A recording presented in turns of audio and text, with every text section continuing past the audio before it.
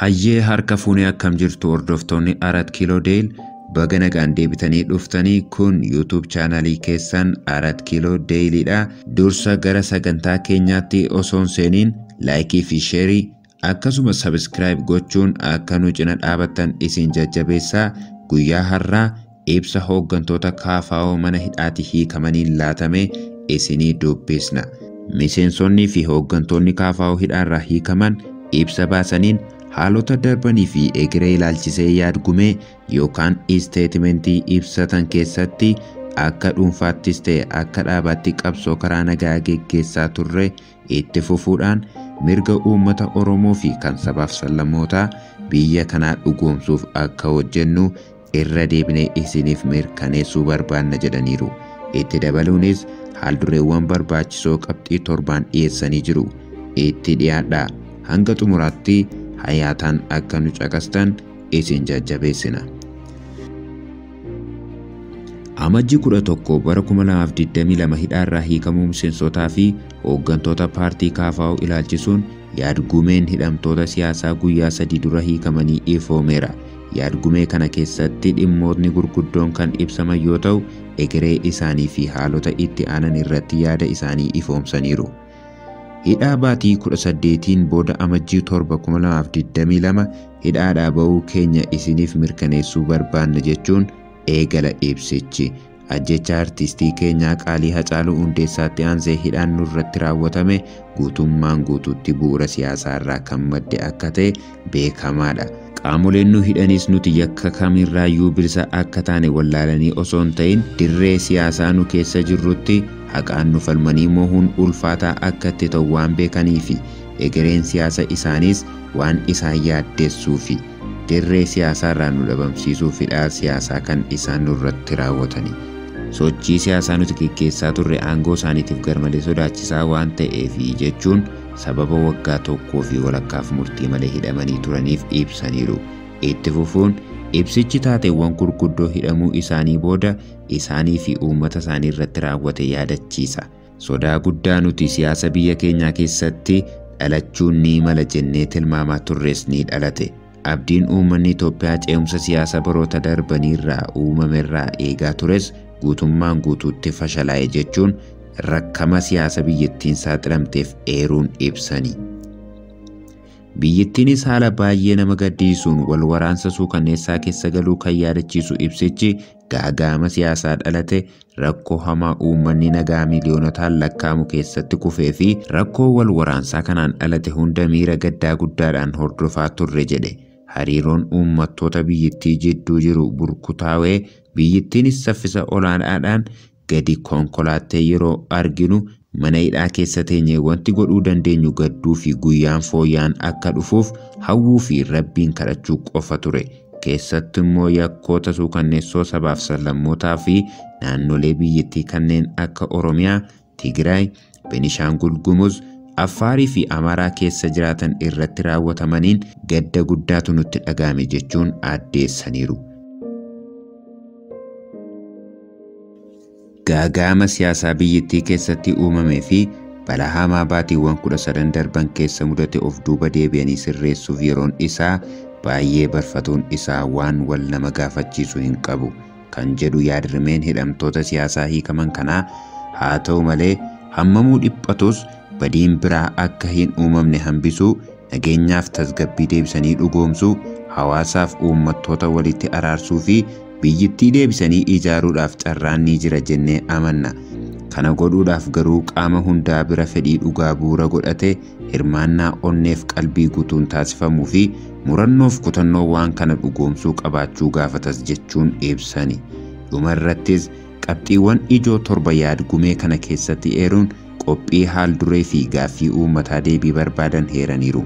Qabxiilee ijoo isaan eeran kanaanis 1. Jijjiirama adeemsa gama mootummaatiin mul'ataa jiru kan waraana leellisu baroota 2 oliif ture irraa gara rakkoo uumamee nagaan furuutti fuulleeffataa jiru akka tarkaanfii gaariitti fudhanna. Yaadni kunis qabatamaan gara hojii mul'ataa fi irra deebii hin qabneetti geeddaramuu qaba jennee amanna.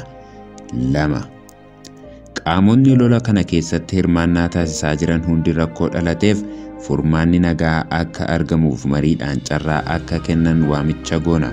Hamma gama hundaa dhukaasni guutummaan guututti dhaabatutti qaamni hunduu nageenya uummataa, qabeenya akkasumas dhaabbilee tajaajila uummataa kennan akka tiksan dhaamsa keenya dabarsuu barbaanna. 3. Qaamoleen alaa kamiyyuu lola biyyattii keessatti uumame furuudhaan biyyattiin nagaaf tasgabbii yeroo kamiyyuu caalaa isii barbaachisu akka argattu shoora gaarii yookaan bu'a qabeessa akka taphatan dhaamsa keenya dabarsuu barbaanna. Qaama kamiifuu deeggarsa siyaasaas ta'e meeshaa kennuudhaan waraanni biyyattii keessatti akka babal'atu qaamoleen taasisan gocha akkanaa irraa akka of qusatan dhaamsa keenya dabarsuu barbaanna. Qaama tokko cina hiriiruudhaan deeggarsa laachuudhaan balaaf gaagama biyyattii keessatti deemaa jiru hammeessuu irraa balaa dhalate kana mariidhaan akka furan dhiibbaa akka taasisan dhaamuu barbaanna. 4. Sabaaf sablammoonni biyyattii waamicha waraanaaf qaama kamiinuu godhamu akka balaaleffatanii fi haasaaf duula jibbiinsaa geggeeffamu kamiifuu gurra akka hin kennine dhaamuu barbaanna. 5. Gaddi guddaan ajjechaa artistii jaallatamaa kabajamaa Oromoo Hacaaluu Hundeessaa irratti raawwatameen gaddi nutti dhagahame ammas kan nu keessaa bubbuleedha. Ajjechaan Hacaaluu akkamiin akka raawwatame, ajaja eenyuutiin akka raawwatamee fi kaayyoo maaliitiif akka raawwatame qorannaan bal'aa fi amanamummaa uummataa qabu akka godhamu gaafanna. Uummanni bal'aanis ta'e maatiin isaa eenyu ajjechaa suukanneessaa sana akka ajajee fi akka raawwate beekuuf haqa qaba. Qorannaa yakkaa suukanneessaa artistii keenya qaalii sabaa irratti raawwatame siyaadha.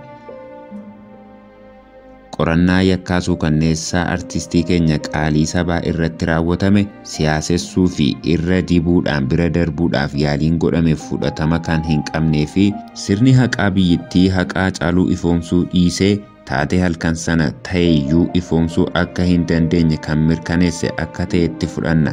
Kanaafuu akka idila addunyaatti garee walabaa ta'e hundeeffamee qorannaa walabaa fi haqaa geggeeffamee akka dhugaan isaa ba'u gaafanna. 6.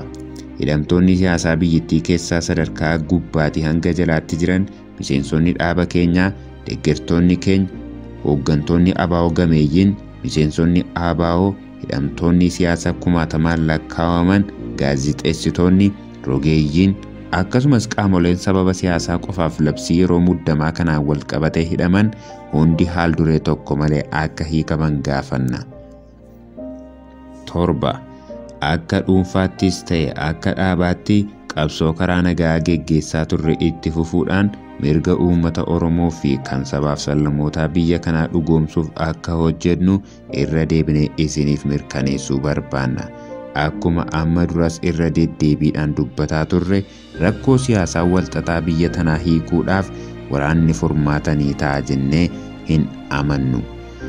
Yeroo nuti dubbataa turretti qaamonni hin hubatiin jiraachuu malanis taatee biyyattii keessatti uumame irraa qaamonni hedduun dhugaa nuti jechaa turre kana ni hubatu jennee abdanna. Nagaaf tasgabbii waaraa biyyattii keessatti mirkaneessuudhaa fi waliin jireenya keenya dhugoomsuudhaaf marii dhugaa qabeessa sabaaf sablammoota biyyattii jidduutti geggeeffamu qofaatu furmaata fiduu danda'a jennee amanna jechuun yaadgumee isaanii erga ibsatanii booda waan keessa dabarsan yaadachiisuun uummata Oromoo, maatii abukaattoowwan ogeessota fayyaa fi bulchiinsa mana hidhaa Qaallittii galateeffachuun yaada isaanii xumuraniiru. Galatoomaa.